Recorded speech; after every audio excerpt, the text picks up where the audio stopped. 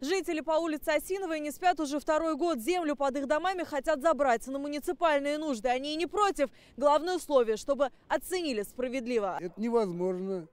Ночью просыпаюсь, хожу по комнатам, иду, начинаю считать все, что творится. Марс Шакиров – один из 11 собственников, чьи земли оказались на месте новой дороги. Его дом в 100 квадратов оценили в 1 700 000 рублей. Землю – это около 15 соток в 2 400 000. С такой суммой он не согласен, и таких немало.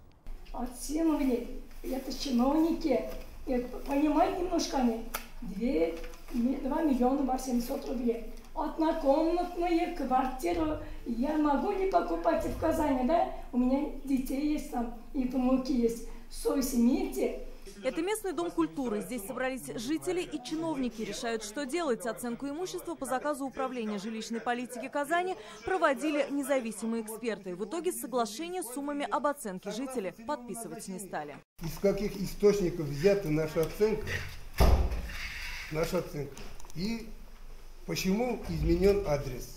Вы не согласны с той суммой, которую каждый собственник получил в виде соглашения.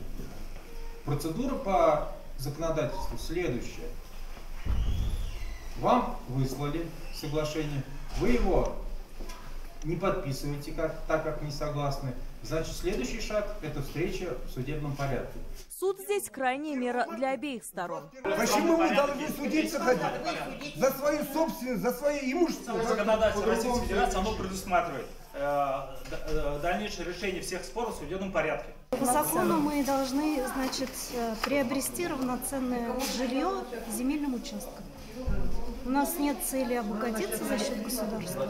У нас просто желание, чтобы мы могли купить достойное жилье, чтобы и на улице остаться. Жителям предложили провести свою экспертизу имущества. Тогда уже суду решать, чья оценка более реальная. Мы предлагаем вопрос рассмотреть и до суда попытаться найти какие-то компромиссы. Встреча не последняя. Дорогу и развязку строить будут, ведь они свяжут город с Салават-Купере. Это тот самый участок, где каждый день километровые пробки. С учетом того, что микрорайон активно заселяется, трафик в этом направлении будет только расти. Алия Хайрудинова, Ренат Сафин, ТНВ, Казань.